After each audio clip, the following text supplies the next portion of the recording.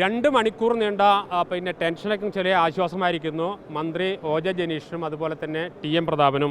സത്യത്തിൽ വലിയ ടെൻഷൻ തന്നെയായിരുന്നു. ഇല്ല, ഞാൻ സത്യത്തിൽ ഇദ്ദേഹം വിളിക്കുമ്പോൾ ഇന്ന് സ്റ്റേഡിയം സന്ദർശിക്കാൻ കുറച്ച് നേരം കളി കാണാം, അത് കഴിഞ്ഞിട്ട് പോകാൻ കണക്കാക്കി വന്നത്. ഇവിടെ വന്നപ്പോൾ ജേഴ്സി വന്നു, പിന്നെ ഇങ്ങനെ ആളുകളൊക്കെ ആരോ ആവേശമൊക്കെ കണ്ടപ്പോൾ ഞാൻ തന്നെ ടീമൊക്കെ പ്രഖ്യാപിച്ച് ഫേസ്ബുക്കിൽ പോസ്റ്റൊക്കെ ഇട്ടു. പിന്നെ ആദ്യ പകുതി കഴിഞ്ഞ് കളി നേരെ തിരിഞ്ഞു, കളി വലിയ ബലാബലത്തിലേക്ക് പോയി. അപ്പോൾ എനിക്കൊരു ആശങ്ക ഉണ്ടായിരുന്നു, ഇതുവരെ ടീം ഏതെന്ന് പറയാതിരുന്നിട്ട് ഇന്ന് ടീം ഏതെന്ന് പറഞ്ഞ് ആ കളി എങ്ങനെ അർജൻറ്റീന പരാജയപ്പെട്ടാൽ വലിയ രീതിയിൽ ട്രോൾ ചെയ്യപ്പെടും. നിങ്ങൾ ഉൾപ്പെടെ ട്രോൾ ചെയ്യാൻ തുടങ്ങിയിരുന്നു. അപ്പോൾ അതുകൊണ്ട് അവസാന അരമണിക്കൂറിലേക്ക് വന്നപ്പോൾ കളി ജയിച്ചപ്പോൾ ഒരു സന്തോഷം. പക്ഷേ സ്വിറ്റ്സർലൻഡിൻ്റെ കളി വളരെ മനോഹരമായിരുന്നു, പറയാതിരിക്കാൻ വേണ്ടി കഴിയില്ല. എനിക്ക് തോന്നുന്നു പന്ത് കൂടുതൽ സമയം അവരുടെ കയ്യിൽ തന്നെയായിരുന്നു, അവരുടെ കയ്യിലായിരുന്നു എന്നുള്ളത്. കളിച്ചിട്ടുണ്ടോ എന്നൊരു സംശയം തോന്നിയില്ലേ? കളിച്ചിട്ടില്ല എന്നുള്ള പരാതി പ്രതാപേട്ടനുണ്ട്, പുള്ളി ഇന്ന് ശകാരിക്കുന്നുണ്ടെന്ന് പറഞ്ഞിട്ടുണ്ട്. മെസ്സിക്ക് എന്തോ മിസ്സിംഗ് സംഭവിച്ചു എന്നുള്ളതാണ് പുള്ളിയുടെ കണ്ടത്. ഈ മന്ത്രിസഭയിലെ ഈ അർജന്റീനയെ പിന്തുണയ്ക്കുന്ന എത്ര മന്ത്രിമാരുണ്ട്, വല്ല കണക്കുണ്ട്? സത്യത്തിൽ അങ്ങനെ ഒരു ചർച്ച നടന്നിട്ടില്ല. ഇനി ഞാനിത് ഏത് ടീമെന്ന് പറയാത്തതുകൊണ്ട് ഞാൻ മറ്റുള്ളവരുടെ ടീം ചോദിക്കാറുണ്ടായിരുന്നില്ല. ഇനിയിപ്പോൾ എന്തായാലും പറയാമല്ലോ. മുഖ്യമന്ത്രിയുടെ ടീം ഏതാ? അദ്ദേഹത്തിൻ്റെ ടീം ബ്രസീലാണെന്നാണ് എൻ്റെ ഒരു ഓർമ്മ. കഴിഞ്ഞ വേൾഡ് കപ്പിന് അദ്ദേഹം ബ്രസീലിന് വേണ്ടി പറഞ്ഞു. ഇത്തവണ അദ്ദേഹം ടീമിനെ പറ്റി, അതായത് അദ്ദേഹം ആ മന്ത്രിസഭയുടെ ഒരു അംഗമാണ്. ഒരു മുഖ്യമന്ത്രിനെ അങ്ങനെ തള്ളി പറയാൻ പാടില്ലല്ലോ. ഞാനും പറയില്ല, എൻ്റെ മുഖ്യമന്ത്രിയാ, എൻ്റെ സ്വന്തം ആളാ, ഞങ്ങളുടെ ഹരിത ടീമിന്റെ നായകനാ.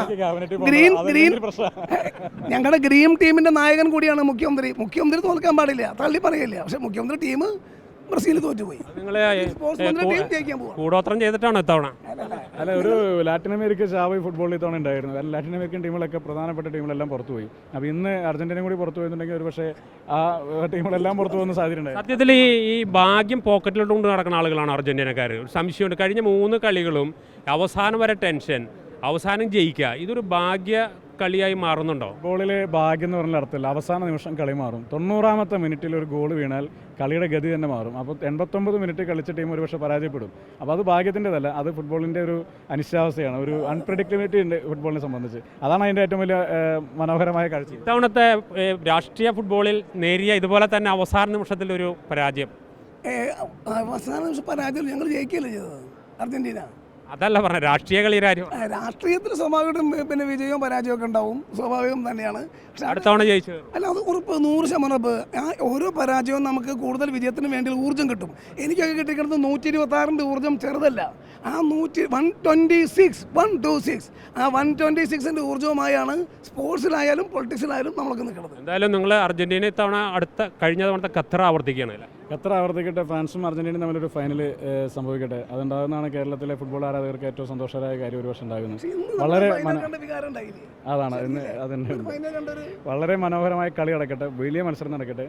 ജയം ആരുടേതെന്നുള്ളത് ഏറ്റവും നല്ല ടീം വിജയിക്കട്ടെ, ഏറ്റവും നല്ല ടീം വിജയിക്കട്ടെ. ഒരു സ്പോർട്സ്മാൻ സ്പിരിറ്റ് തന്നെ പറയുന്നത് ഏറ്റവും നല്ല ടീം. ഏകോഷമായ ആരാധനയും അന്ധമായ ആരാധനയല്ല, ഫുട്ബോളിനുള്ള ഇഷ്ടം മാത്രം. ഏതായാലും വലിയ ആശ്വാസത്തിലാണ്, അതോടെ സന്തോഷത്തിലാണ്. ഭാഗ്യം കൊണ്ടാണെങ്കിലും കളിച്ചുകൊണ്ടാണെങ്കിലും അർജന്റീന ജയിക്കുക എന്നതാണ് എല്ലാവരുടെയും പരമപ്രധാനമായ ആഗ്രഹം. അത് ഇന്ന് സംഭവിച്ചിരിക്കുന്നു. തുടർച്ചയായി 3ാം തവണ സംഭവിച്ചിരിക്കുന്നതാണ് ഏറ്റവും പ്രധാനപ്പെട്ട ആശ്ചര്യം നിറഞ്ഞൊരു കാര്യവും. ഏതായാലും വരും ദിവസങ്ങളിലെ കളികൾക്ക് വേണ്ടി കാത്തിരിക്കുകയാണ് മന്ത്രി ഒ ജെ ജനീഷും മറ്റ് ടി.എം. പ്രതാപൻ ഉൾപ്പെടെയുള്ള സകലമാന അർജന്റീനിയൻ ആരാധകരും. Reporter Jaison, reporter Thrissur.